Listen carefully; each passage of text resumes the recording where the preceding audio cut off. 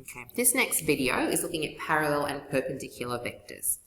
So we're very familiar with what things are as parallel lines. Okay, parallel vectors are the same. They have no angle between them. They're following the same direction, as opposed to perpendicular where there is a 90-degree angle between the vectors. Okay, so the dot product has a very important application in determining if two vectors are parallel or perpendicular. So perpendicular vectors, if two vectors are perpendicular, okay, often we could call them orthogonal. So another way of calling a perpendicular vector is an orthogonal vector. But if they are perpendicular, then the dot product between those, or the dot product, sorry, is equal to 0. And the reason why is if two vectors are perpendicular, then the angle between them is 90 degrees. So if we pop that into our formula, and we know that cos of 90 is equal to 1, sorry, backtrack there, cos of 90 is not equal to 1, it's equal to 0. So cos of 90 is equal to 0. So what we end up with is that u dot v is the magnitude of those vectors times 0. So what that means, it is all equal to 0. So perpendicular vectors have a dot product equal to 0 because cos of 90 is equal to 0. Parallel vectors have the angle between those as equal to 0 because they're in the same direction. And I've just kind of sketched two little vectors there, 0 degree between those, okay, same direction. Or, okay, they might be parallel, if you have a look at my direction, two vectors down here, but they're going in opposite directions, okay, so the angle between them would be 180 degrees. So what we're going to have is either a cos of 0, okay, which is 1, and a cos of 180, which is minus 1. So if the dot product of our two vectors, if they're going in the same direction, it will be the magnitude of the two vectors multiplied together. If they're going in opposite directions, okay, then we're going to have a negative placed out the front of here because cos of 180 is minus. So remember those. If you don't remember them, you've just got to look and draw yourself some little diagrams and have a little think about those.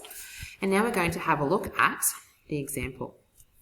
So the example is saying we've got two vectors, we've got three vectors u, v and w. We want to show that u and v are perpendicular. Okay, so there's my vectors u and v. I've only sketched them. They're not to scale. They're not in the same right direction, but I know that if they're perpendicular, then the angle between them would be 90 degrees. So let's show how we might do that. So let's have a look back what we did up here before. So perpendicular vectors will have their dot product equal to 0 because cos of 90 is 0. So let's work out the dot product of u and v. So we want to work out u dot v. Because our vectors are in component form, we can write that as x1, x2 and y1, y2. Okay, so x1 and x2 is going to be 6 times 2 plus 4 times minus 3, which is 12 minus 12, which equals 0. Therefore,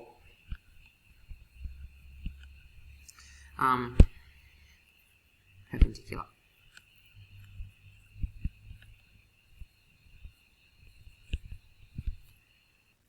Okay, so part B wants us to show that our two vectors are parallel. So if we go back and have a look at our notes, work for parallel.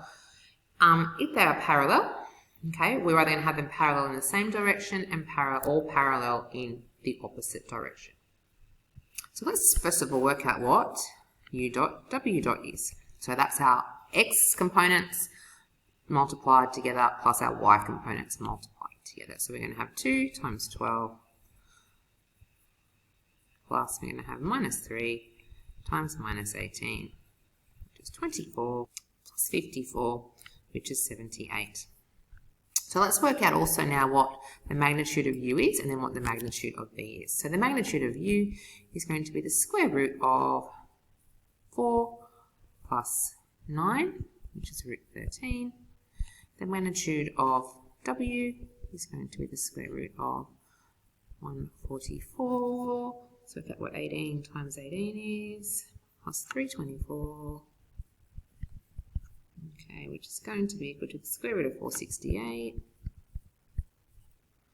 Okay, so let's look at those two magnitudes multiplied together, which is the square root of 13 times the square root of 468, which is the square root of 6,084, which is actually, put that in your calculator, 78. So, therefore, because we've got the dot product of those two vectors equaling the magnitude of those two vectors multiplied together, the vectors are parallel. I might just say vector u and vector w are parallel, but not only are they parallel, if we have a look up here, there's no negative involved in here. They're parallel and in the same direction. So if we ended up with a negative, we could say that they were in the opposite direction. We're nearly there for the notes for today. Let's have a look at the next one. Okay, so we've got a vector A and a vector B. They're perpendicular, we want to find x. So let's go back and have a look what perpendicular meant. Okay, so vectors are perpendicular if the angle between them is 90, cos of 90 is 0, so their dot product must be equal to 0. So let's write that down. So if perpendicular, therefore we know that the dot product of vector A times vector B is going to be 0 because they're perpendicular. So let's work out what that dot product is. That's going to be the sum of the components. So we're going to have 2 times x plus 2 times minus 1, and that's going to be equal to 0. So 2x minus 2 is 0, 2x is 2, x is equal to 1. Okay, so if two vectors are parallel, remember they can be parallel if they go in the same direction, or if they're parallel but they go in the opposite direction, and one will involve the negative. This one will have the negative in it, and this one will be the positive version. So we know that the dot product of u and v, or in this case, a and b, is going to be equal to the magnitude of those two vectors multiplied together. If those are equal, they're in the same direction. If there's a negative in front of one or the other, then they're parallel but in the opposite direction. So let's work that out. So A and B dot product is going to be minus 6 times 2 plus y times minus 4, which is minus 12 minus 4y. That's one equation. Let's put a little line there. Now we can work out what the magnitude of vector A is, and that's going to be equal to the square root of 36 plus y squared. And we can work out the magnitude of vector B. Put those little lines under there, which is going to be the square root of 4 plus 16, which is equal to root 20. Okay. So then we can say that, well, we know, using this formula here, the dot product is going to be equal to the product of the magnitudes. So we know that minus 12 minus 4y is going to be equal to, what have we got over there, root 20 times the square root of 36 plus y squared. Okay, so we need to solve this equation here. Okay, so this is a fairly complicated equation. I'm going to rewrite my root 20, actually no, I'm going to put my root 20 under as it is, or it's 2 root 5, you can leave it like that if you like. I'm going to divide both sides by that. Actually no, let's just write it as 2 root 5 because we can cancel it along with the top then. It's going to be the square root of 36 plus y squared. I can factor out a 2 out of that top line, so what I'll end up with is a minus 6 minus 2y, and that 2 that I factored out will cancel with that 2 on the bottom. So I've neatened up that left-hand side. Okay. I need to get rid of the square root sign, so let's square both sides. So if I square the left-hand side, I'm going to be squaring the top, and I'm going to be squaring the bottom. And my right-hand side, if I'm squaring, I'll end up with just removing the square root sign. So let's square the top of this one. So we're going to be squaring this first, squaring the last, and 2 times the first times the second, and there's still a 5 on the bottom. Okay, so I've squared the first, I've squared the last. Minus 6 times minus 2 is positive 12, double that, 24, and there's a y in there as well, and there's still a 5 on the bottom. I am going to multiply, so there's a couple of ways to do it. We could look at completing the square or something like that. I am not going to do that. I'm going to just think, well, how would you guys do this? Okay, I can't divide that 5 into each of those. Let's multiply the other side by 5. So I'm going to end up with, on the top side the same as I had before. But I'm going to end up with a 36 times 5 on the other side. So I'm going to multiply everything by 5. So I'm going to end up with 180 plus 5y squared.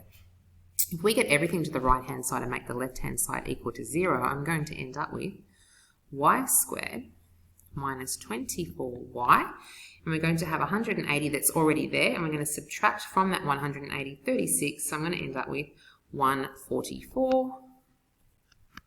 And that's going to be a quadratic. So let's look at solving that quadratic. Okay, so we're looking for values that are going to add to minus 24 and multiply to 144. Okay, so we can see there's going to be 12s and 12, so it's going to be minus 12, minus 12. So setting each bracket to 0, y is equal to 12. And that's what we wanted to find. That's our solution, and we're done.